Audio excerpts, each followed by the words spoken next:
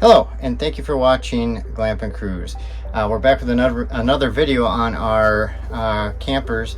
For those of you that have car seats and are wondering how to set this up, basically these clips here are what you're gonna, the back of the clip of the car seat is gonna go into a hole here, which then will go down and clip into this. I have the cushion off right now so you can kind of see. Here's the seat belts and the individual